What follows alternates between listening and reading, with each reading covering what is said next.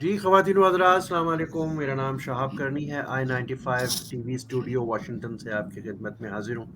جیسا کہ آپ دیکھ سکتے ہیں ہمارے پرومو پہ یا فلائر پہ یہ اردو میں ایک ٹاپک لکھا ہوا ہے۔ اس کا موضوع ہے تارکین وطن کو ان کے حقوق، یعنی جو نان ریزیڈنٹ پاکستانیز ہیں جو پاکستان سے باہر رہتے ہیں ان کے حقوق۔ تو ہم ان کے حقوق ووٹنگ رائٹ سے یا کسی اور سول رائٹ سے بات نہیں کر رہے۔ اس کے نیچے لکھا ہوا ہے ایگریکلچر لینڈ اونرشپ، یعنی زرعی جو ایسٹس ہیں، ایگریکلچر ایسٹس ہیں پاکستان میں، وہ ہم کیسے کر سکتے ہیں۔ تو اس میں میرے ساتھ جوائن کر رہے ہیں، آئی ایم سو گریٹفل، ہمارے former ambassador to United Arab Emirates doctor Jamil Ahmed Khan. Doctor Jamil Khan کا تعارف جو ہے میں کرا دیتا ہوں، پتہ نہیں وہ کیونکہ از اے ویری ہمبل پرسن۔ تو ناٹ اونلی کہ جو پاکستان کی بیوروکریسی ہے یا فوج ہے، اس کے علاوہ انٹرنیشنلی ڈپلومیٹک افیئرس کے اندر کئی کنٹریز میں سرو کیا ہے، اس کے ساتھ ساتھ پی ایچ ڈی ہیں، مطلب ایک تھنکر ڈپلومیٹس ہیں، اور اس کے بعد اکنامکس کے اوپر ان کا خاصا ایک اپنا پوائنٹ آف ویو اور کریٹو تھاٹ پروسیس رکھتے ہیں۔ تو میں نے کہا کہ اوورسیز پاکستانیز جو نان ریزیڈنٹ پاکستانیز ہیں وہ اکنامکس اور پاکستان کی اس وقت جو جیو اکنامک پالیسیز ہیں جو ہماری ڈائریکٹلی کنیکٹڈ ہیں نیشنل سیکیورٹی کے ساتھ، ان میں نان ریزیڈنٹ پاکستانیز کیا رول پلے کر سکتے ہیں اس انیشیٹو کے تھرو۔ تو ڈاکٹر جمیل احمد خان سے بہتر مجھے کوئی چوائس نظر نہیں آئی۔ Welcome to my studios. Doctor صاحب کیسے ہیں آپ؟ جی بہت شکریہ شاہب صاحب، آپ نے مجھے اپنے اس پروگرام میں شامل کیا۔ تو میں نے جو انٹرو میں بات کی اس سے کتنا اتفاق کریں گے یا بالکل اتفاق نہیں کریں گے؟ نہیں، ہماری تو لائف لائن دیکھیں اس وقت ایگریکلچر ہے، اور ایگرو اکانومی کی طرف اگر ہم جائیں اور اس کو ہم اس پہ تھوڑی سی ایڈوانسمنٹ لے کے اگر ہم آئیں تو ہماری جو اس وقت سب سے بڑا مسئلہ ہے ہماری، جو کہ نیشنل سیکیورٹی کا مسئلہ بن گیا ہے، وہ ہماری اکانومی بن گئی ہے۔ ہماری اکانومی کافی مخدوش حالات میں ہے، اور میں وطن عزیز میں رہتے ہوئے وطن سے دور، ہمارے پردیس میں دور، ہمارے دیش کے بہت ہی محب وطن پاکستانیوں، جن کو آپ نان ریزیڈنٹ پاکستانی کہہ رہے ہیں، میرے لحاظ سے تو وہ they are more important and more significant, اور ان کا دل پاکستانیوں جتنا نہیں تو ان سے زیادہ نہیں تو ان جتنا تو ضرور دھڑکتا ہے پاکستان کے لیے۔ لیکن ساتھ ہی ساتھ یہ بھی دیکھنا ہے کہ جو ہمارے اتنی محنت کے ساتھ اور اتنی لگن کے ساتھ اپنے ٹیلنٹس کو، جنہوں نے دنیا میں مختلف علاقوں میں اپنے ٹیلنٹس کا سکہ منوایا ہے، ان کو ہم کیا چیز پیش کر سکتے ہیں جو کہ وہ سمجھیں کہ وطن عزیز نے ہمارے لیے کوئی اسکیم بنائی ہے، کوئی خاص پروجیکٹس بنائے ہیں جس میں ون ون گیم ہے، وطن عزیز کا بھی فائدہ ہے، اور اس میں ہمارے دیش سے دور پردیس میں بسنے والے پاکستانیوں کا بھی بہت بڑا فائدہ ہے، اور وہ ہے ایگریکلچر۔ نہیں، باقی تو میں نے دیکھا یہ ہے کہ ہمارے جو نان ریزیڈنٹ پاکستانی جنہیں آپ کہہ رہے ہیں، وہ یہاں آ کے جو پراپرٹیز لیتے ہیں انہیں کافی دشواریاں بھی پیدا ہوتی ہیں گو کے، اور زیادہ تر پراپرٹیز وہ لیتی ہیں یا اپنے ہاؤسنگ اسکیم میں ڈال دیتے ہیں، یا کوئی پلاٹ وغیرہ خرید لیا، اس میں کچھ ان کو دشواریاں پیش آتی ہیں، بلکہ بہت دفعہ تو بہت بڑی بڑی دشواریاں پیش آ جاتی ہیں۔ اور ڈالر کی جس حساب سے روپیز کی ڈپریشن ہو رہی ہے یا ڈی ویلیویشن ہو رہی ہے، اس لحاظ سے جو ڈالرز وہ لے کے آتے ہیں پاکستان میں، اس کو اس کے عوض اتنے ڈالرز جب ڈیپریشیٹ ہو جاتے ہیں تو نہیں مل سکتا ہے۔ تو ہم نے دیکھنا یہ ہے کہ کیونکہ ہمارے قانون کے مطابق، پاکستان کے قانون کے مطابق، کوئی فارنرز یہاں پراپرٹی نہیں لے سکتا ہے، تو اس کے سب سے، ہاں اگر کوئی جوائنٹ وینچر کرتا ہے کسی اور فارن کمپنیز کے ساتھ تو پھر اجازت ہے اس کی پراپرٹی لینے کی، لیکن ہمیں اس چیز کی ضرورت اگر جب پیش آئے گی، اور ہمارے جوائنٹ وینچر ہمارے نان ریزیڈنٹ پاکستانی کر کے ان کے ساتھ بے شک آئیں، جب وہ اسٹیج آئے گی، لیکن اس کے لیے ہم نے ایک پلیٹ فارم ان کو کریٹ کر کے دینا ہے، ہم نے ان کو کچھ پروجیکٹس بتانے ہیں، ہم نے کچھ، اگر اس میں قانون سازی کی ضرورت پڑے تو کوئی مشکل کام نہیں ہے، چند دنوں میں قانون سازی ہو جاتی ہے۔ تو اب اس کو میں 1 بائی 1 پہ آ جاتا ہوں۔ بہت سارے ہمارے جو نان ریزیڈنٹ پاکستانی ہیں، انہیں یقیناً کوئی قباحت نہیں ہوگی، کوئی ایک فارم ہاؤس اپنا پاکستان میں بنا لیں جس سے ان کو انکم اور آمدن بھی ہوتی رہے، اور پاکستان میں ایک ان کے پاس ایسٹ ہو جائے جس کو ज़्यादातर हम पंजाब में कहते हैं कि मुरब्बे हमारे पास आ गए हैं, मतलब 100 एकड़ की ज़मीन आ गई, 50 एकड़ की ज़मीन आ गई, इस किस्म की। और पाकिस्तान के पास जो सरकार के पास एरिड लैंड पड़ी हुई है जिसका कोई इस्तेमाल नहीं हो रहा है, जो कि बहुत जुल्म वाली बात है। जिस तरह के पानी का इस्तेमाल हमारे यहाँ सही नहीं हो रहा है और पानी समुद्र में बह जाता है, जबकि एक बहुत अनमोल तोहफा है कुदरत का, और उस अनमोल तोहफे से हम फ़ायदा नहीं उठा सक रहे हैं, डैम नहीं बना सक रहे हैं उसको हम, जो उसकी हमें वाटर डिस्ट्रीब्यूशन और डिस्ट्रीब्यूटरीज हैं, जिस निज़ाम को हमने बनाना चाहिए, उसमें हमारी थोड़ी सी कमाईगी और कोताही रह गई है। तो जब ऐसी सूरत हाल है, तो हम अगर अपने ओवरसीज़ पाकिस्तानीज़ को बाकी मामलात और बाकी मराद तो अपनी जगह पे देने ही देने चाहिए, क्योंकि मैं ये कहता हूँ कि हमारे जो वतन अजीज़ के ओवरसीज़ पाकिस्तानी हमारे जो हैं, नॉन रेजिडेंट पाकिस्तानी जो हैं हमारे, वो हमारे एम्बेसडर्स हैं हर जगह। तो हम अपने एम्बेसडर्स को कम से कम, जो दुनिया में जहाँ जहाँ हैं, वो पाकिस्तान का झंडा लिए बैठे हुए हैं। अपने मुल्क की तो ज़ाहिर है खिदमत जहाँ जहाँ रह रहे हैं वो तो कर ही रहे हैं, और उन्होंने अपने टैलेंट से अपने सिक्के भी मनवाए हैं, लेकिन पाकिस्तान का भी नाम साथ साथ पैदा हो रहा है। अगर अब वहाँ हमारे डॉक्टर्स हैं, इंजीनियर्स हैं, वहाँ हमारे थिंकर्स हैं, हमारे प्रोफेसर्स हैं, वहाँ आप जैसे लोग हैं, तो सारे के सारे पाकिस्तान के ही उनको कहलाते हैं कि इनकी पाकिस्तानी ओरिजिन, शहाब करनी साहब, या Pakistani origin mister so and so. तो उस लिहाज से पाकिस्तान का नाम भी होता है। हमें इस चीज़ का इदराक होना चाहिए, और हमारी एम्बेसीज को भी इस चीज़ का इदराक होना चाहिए कि उनकी इन सलाहियतों से, उनकी इन आउटरीच से, उनकी इस क़ुव्वत से, और उनकी जो वहाँ माशरे में उनकी अपने लिंक्स हैं मुताल्लिका कंट्रीज़ में, जैसे अमेरिका हो गया, तो वहाँ हर आदमी किसी न किसी कॉन्स्टिट्यूएंसी में रहता है, उस कॉन्स्टिट्यूएंसी का कोई ना कोई कांग्रेसमैन भी होता है, उनके साथ उनके जो कुछ न कुछ सलाम दुआ भी होती है, उस लिहाज से वतन अजीज़ की। तो मैं, अब बात आप कर रहे हैं इस वक्त के एग्रो इकोनॉमी की। एग्रो इकोनॉमी इस वक्त पाकिस्तान को इस जो सेवियर के तौर पर इस्तेमाल किया जा सकता है। हमारे पॉलिसी साज जो यहाँ के पाकिस्तान के हमारे जो लीडर्स हैं, जो फैसला करने की सलाहियत रखते हैं, उनके लिए एक आसान नुस्खा है। जितनी गवर्नमेंट की ज़मीन हमारे पास है, उसका 1/4 हिस्सा जो बिल्कुल बेकार पड़ा हुआ है, और ख़ास तौर पे जो उन चोलिस्तान के इलाके में और उन रेगिस्तान के इलाकों में, उसके अलावा भी बहुत सारी ज़मीनें बलूचिस्तान और सिंध में पड़ी हुई हैं, उसके अलावा पंजाब में पड़ी हुई हैं, केपी में पड़ी, तो उनको मुख्तलिफ प्रोविंसेस में, क्योंकि कुछ लोग प्रेफर करेंगे कि वो अपने अपने जिन जिन से जगहों से उनका रूट है, वहाँ जाके कुछ चीज़ें खरीदें, तो वहाँ गवर्नमेंट डेवलप कर सकती है। गवर्नमेंट खुद नहीं करती, तो क्योंकि आर्म फोर्सेस हमारी इस मामले में काफ़ी फ़ाल भी है। जब कराकरम रोड बना सकती है, तो वो ज़मीन को बिल्डोज़र से लेवल करना और वहाँ पानी का बंदोबस्त करना, वो कोई मुश्किल काम है नहीं। तो मैं जब सफ़ीर था यूएई में, तो मैंने इस पे एक कॉन्सेप्ट पेपर लिख के और इस पे थोड़ी-सी वर्किंग करके भी भेजी थी, कि अगर हम 100 एकड़ का, 1 मुरब्बा जिसे कह लें आप, 1 मुरब्बे का अगर हम एक-एक मुरब्बे के अगर हम फार्म हाउसेज़, यानी बड़े फार्म हाउसेज़, उसको हम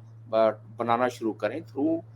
एग्रो इकोनॉमी के कॉन्सेप्ट से, या उसको हम जो है कोऑपरेटिव फार्मिंग के कॉन्सेप्ट से, और उसमें आप दुनिया के किसी भी कॉन्ट्रैक्टर को उसका कॉन्ट्रैक्ट दे दें। हमारे पास मुल्क में एफडब्ल्यू है, और एफडब्ल्यू काफ़ी फ़ाल है, और वो इस मामले में अपनी बिडिंग करेगा। आप दुनिया से भी बिडिंग करा लें, इधर से भी करा लें, और जब वो हो जाए तो उसकी अलॉटमेंट हो जाती है 100 एकड़ की। उसको through the collaborative and cooperative mechanism उसकी आबादकारी भी की जाए, और वहाँ के जो मकामी लोग हैं उनको 20% उनका हिस्सा डाल दिया जाए। उनको एक स्टेक होल्डर हो जाते हैं, वो आपकी ज़मीन पर हल भी चलाएँगे, आपकी ज़मीन को आबाद भी करेंगे, आपकी ज़मीन की फार्मिंग भी करेंगे। आपको एक गवर्नमेंट के दिए हुए तरीके के मुताबिक आपको उसके प्रोसीड्स भी मिल जाएँगे। जब आप आएँ तो आप अपने 100 एकड़ में शिकार भी खेलें वहाँ, और वहाँ आप अपने फार्म हाउस में रहें भी, और उसको आप एन्जॉय भी करें। तो वो एक ऐसा सिलसिला है कि जिसमें अगर ये 5-8 हज़ार 10,000 पीसेज़ निकाल दें ऐसे, तो आपको फिल फॉर 1-2 बिलियन डॉलर का कोई मसला है नहीं। पूरी दुनिया से हमारे जो ओवरसीज़ पाकिस्तानी कर सकते हैं। इससे बढ़कर अगर करना चाहें, बड़ी-बड़ी कंपनियों के साथ कोलैबोरेट करना चाहें हमारे नॉन रेज़िडेंट पाकिस्तानी, तो जॉइंट वेंचर लेके आएँ, और इसी मैकेनिज़्म के तहत 1-1 हज़ार एकड़ ज़मीन लें, اور پھر یہ فوڈ سیکیورٹی کا بھی مسئلہ اس ریجن کا بھی حل ہوگا، دنیا کے لیے بھی آپ فعال ثابت ہوں گے، اور دنیا میں جو اس وقت کاوشیں چل رہی ہیں بل گیٹ جیسی شخصیات کی کہ فوڈ سیکیورٹی کے لیے کیا کرنا چاہیے، ایگرو اکانومی کے لیے کیا کرنا چاہیے، تو اس میں بھی آپ معاونت کار ثابت ہوں گے۔ اور پاکستان کو یہ چاہیے کہ ایگرو اکانومی کو اپنے فارن پالیسی کا ایک حصہ بنا لے، اور میں سمجھتا ہوں کہ پرائم منسٹر نے اس معاملے میں زور بھی دیا ہے پچھلے دنوں، اور میں سمجھتا ہوں کہ آگے جا کے جس طرح کلائمیٹ ڈپلومیسی پہ ابھی آہستہ آہستہ ہم نے سوچنا شروع کر دیا ہے، اسی طرح ایگرو اکانومی پر بھی ایز اے فارن پالیسی، اور اس پہ ایک ڈپلومیٹک طریقے سے ہم اس کو زیادہ سے زیادہ لوگوں کو یہ جو ہیں ہمارے جوائنٹ وینچر کے طور پر وہ کر سکتے ہیں۔ لیکن بیبی اسٹیپ کے طور پر فرسٹ تھنگ فرسٹ کہ ہمارے نان ریزیڈنٹ پاکستانی جو ہیں اگر وہ کوئی جوائنٹ وینچر لانا چاہتے ہیں ان کے لیے بہت آسان کام ہے، ورنہ گورنمنٹ بھی لا سکتی ہے۔ تو اس سے دو چیزیں ہوں گی، ایک تو یہ ہے کہ ہمارے اپنے ہی جو جن کا روٹ یہاں سے ہے، جن کے دل بھی دھڑکتے ہیں پاکستان کے ساتھ، ایک تو یہ ہے کہ ایک ون ون گیم کے تحت ون ون طریقے کے مطابق ایک تو ان کو بھی اس میں فائدہ ہے، ان کی محبتوں میں اضافہ بھی ہوگا، پاکستان کے لیے بھی بہتری ہے۔ دوسری چیز یہ ہے کہ جب وہ ادھر آنا شروع ہوں گے اور وہاں ان دیکھیں گی دوسری چھوٹی کمپنیاں بڑی کمپنیاں دیکھیں گی اور دیکھیں گی کہ اس میں فوڈ سیکیورٹی کے لحاظ سے دنیا میں یہ ایک بڑی مثبت اور بڑی مستحکم طریقہ کار ہے پیسے کمانے کا بھی، تو وہ بھی آ کے اس میں انویسٹ کریں گے۔ تو یہ بڑا اس میں کوئی زیادہ سائنس نہیں ہے، اس میں بڑا ایک بیسک سا فارمولہ ہے، اس بیسک فارمولے کو لے کے آگے چلتے ہوئے ہم یہ کام کر سکتے ہیں۔ تو اس کو اگر میں سم اپ کروں تو ایک کوآپریٹو فارمنگ کے تحت، یا ہم اس کو بالکل پبلک پرائیویٹ پارٹنر کے شپ کے تحت ہم اس کو کر سکتے ہیں، یا ہم اس کو اسٹاک ایکسچینج میں کمپنیز کو فلوٹ کر کے بڑی بڑی کمپنیاں بنا کے ہم کر سکتے ہیں۔ اور اس کے بعد ملک کا اس میں یہ فائدہ ہے کہ آپ کو چیزیں خوراک کی چیزیں یعنی اجناس آپ کو جو کبھی کبھی امپورٹ کرنا پڑ جاتی ہے وہ نہیں کرے گی، بلکہ آپ ایکسپورٹ کریں گے اس چیز کو۔ تو یہ ایک اس میں کافی میں سمجھتا ہوں بھلائی کا کام ہے، اور بھلائی ایسی کہ جس میں سب کی بھلائی ہے، حکومت کی بھی، گورنمنٹ کے بھی، پاکستان کے بھی، اور نان ریزیڈنٹ پاکستانیوں کی۔ جی شاہ۔ سفیر صاحب، آپ نے تو میرے 5 سوال تھے، پانچوں کے جواب ایڈوانس میں دے دیے بغیر پوچھے ہوئے۔ I am so grateful to you. ایک نام لیا آپ نے، میرا اپنا آخری سوال، کیونکہ ہمارا ٹائم لمٹ ہوتا ہے تھوڑا سا، 3 منٹ ہے ہمارے پاس۔ آپ نے بل گیٹ کا نام لیا، تو بل گیٹ جو ہمیں سن رہے ہیں یا دیکھ رہے ہیں ان کی اطلاع کے لیے، بل گیٹ کی شناخت آئی ٹی اور کمپیوٹر ان سب چیزوں کی وجہ سے ہے کہ بھئی آئی ٹی سیکٹر میں، اور انہوں نے انڈیا میں بڑا انویسٹ کیا، بلینز آف ڈالر، اور آئی ٹی سیکٹر میں ساؤتھ میں ڈیولپ کیا۔ لیکن میں لوگوں کو یہ بتلا دوں آپ کی اجازت سے سفیر صاحب کہ اس وقت بل گیٹ امریکہ کے نمبر 1 فارم لینڈ اونر بھی ہیں، یعنی زرعی زمین اون کرتے ہیں نمبر 1 وہ بل گیٹ ہیں۔ اور پرسوں ملاقات ہوئی ہے بل گیٹ کی ہمارے وزیر اعظم سے اور ان کی پورے ڈیلیگیشن سے نیو یارک میں۔ کیا آپ، اور آپ بھی بل گیٹ سے مل چکے ہیں جب آپ ابو دھابی میں ہمارے سفیر ہوتے انہوں تھے؟ نے 400 ملین دیے تھے پولیو کے لیے مجھے۔ جی جی، آپ کا کیا خیال ہے کہ ڈونٹ یو تھنک کہ یہ ایک اچھی پارٹنرشپ ہو سکتی ہے جس سے کہ پاکستان اور اس خطے میں ایک نیا ایونیو مل سکتا ہے ایمرج ہونے کا پاکستان کے لیے through the agro economics development? کیا کہیں گے آپ؟ جی بالکل جاب صاحب، اور یہی میرا جو اشارہ تھا کہ جو ہمارے نان ریزیڈنٹ پاکستانی ہیں اگر وہ کولابریٹ کریں گے، جن کی اپنی حیثیت ہے امریکہ جیسے ملک میں، وہ اگر کولابریٹ کریں گے اور گورنمنٹ آف پاکستان کی بیکنگ سے، دیکھیں پرائم منسٹر سے تو ملاقات ہو ہی گئی بل گیٹ کی،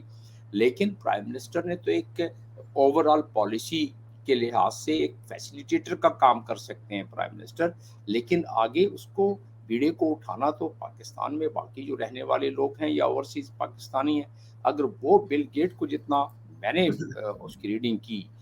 جتنی میں نے میٹنگ ان کے ساتھ کر کے اور ان کو میں نے دیکھا،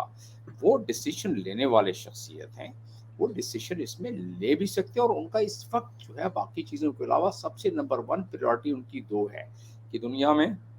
نیکسٹ پینڈیمک کو کس طرح روکا جائے۔ پولیو کے لیے تو خیر ظاہر ہے وہ مدد کر رہے ہیں پوری دنیا کی اس میں۔ دوسری چیز یہ ہے کہ دنیا کو خوراک سے کے قحط سے کس طرح بچایا جائے، اور اسی وجہ سے جو آپ نے فرمایا کہ وہ اس وقت امریکہ کے نمبر 1 لینڈ اونر ہیں، تو انہیں اگر پاکستان جیسے ملک میں ایسی اسکیم کے تحت اگر انہیں زمینوں کو آباد کرنے کے لیے یہ سہولت کاری مل جائے جس میں آپ جیسی شخصیات بھی شامل ہو جائیں تو اس میں یقیناً یہ ان کے لیے بھی ایک فیزیبل معاملہ بنے گا، اور آپ کے پاس تو بڑے پروفیشنل لوگ ہیں، وہ اس پہ پوری فیزیبلٹی بنا کے ان کو پریزنٹیشن دے سکتے ہیں بل گیٹ کو، اور میں سمجھتا ہوں کہ that could be considered very well, اور نہ صرف بل گیٹ بلکہ دنیا کے بہت بڑی بڑی آج کل ملٹی نیشنل جو ہیں وہ فوڈ سیکیورٹی کی طرف اور اس طرف جا رہے ہیں، ڈائیورسیفائی کر رہے ہیں، تو یہ ایک بہت ہی ایک کارگر اور بڑی عمدہ سی ایک اسکیم ہو سکتی ہے، اور جس میں آپ لوگوں کو جتنی جلدی پہل کر لیں بہتر ہے۔ یہاں وطن عزیز میں بھی وہ جیسے لوگ اس کی پرچار کرتے رہیں گے، اور اس میں امید ہے کہ اب جو حالات بڑھ رہے ہیں دنیا کے، جس ڈگر پہ دنیا جا رہی ہے، جس ڈگر پہ کلائمیٹ چینج ہو رہا ہے، جب تک ہم نے اپنے طریقہ کار کو ایگرو اس کی ایگریکلچر کی ہم نے اگر ایگرو اکانومی کی ہم نے طرف زیادہ مائل نہ ہوئے، ایگریکلچر کے کو نئے انداز سے ہم نے اٹیمپٹ نہ کیا، ہم نے نئے بیج اور نئی دریافت اور نئے اور سوائل کو اس کے میکسیمم طریقے سے استعمال کرنے کا طریقہ نہ سیکھا، تو ہم تو پاکستان جیسے ملک تو ویسے ہی قحط سالی کا شکار ہو جائیں گے، لیکن دنیا بھی اس سے نہیں بچ سکے گی۔ لہٰذا بل گیٹ کے لیے ایک اٹریکٹیو سا یہ سبجیکٹ ہے، اور اس کو ضرور ہمیں گورنمنٹ آف پاکستان کی طرف سے بھی پروپوزل بھیجنا چاہیے۔ جی بہت شکریہ ambassador Jamil Ahmed Khan, we are so grateful and greatly honoured کہ آپ کی بڑی ویلیوبل انپٹ تھی، اور یہ دس کانورسیشن ول کنٹینیو، تو یہ یہاں رکے گی نہیں، انشاءاللہ we'll have a series of conversation on this topic, لیکن آپ جیسے لوگ جو ہے یہ ملک کے لیے ایک بہت بڑا سرمایہ ہیں، اور اس سرمایہ کو ہمیں ٹھیک طرح سے لیوریج کرنا چاہیے، تو ورنہ پھر ہماری یہ بد نصیبی ہوگی اگر ہم ایسا نہ کر سکیں۔ تو ان الفاظ کے ساتھ اجازت دیجیے خواتین و حضرات، بہت شکریہ سفیر صاحب، thank you very much, I am so grateful to you. Thank you for having me.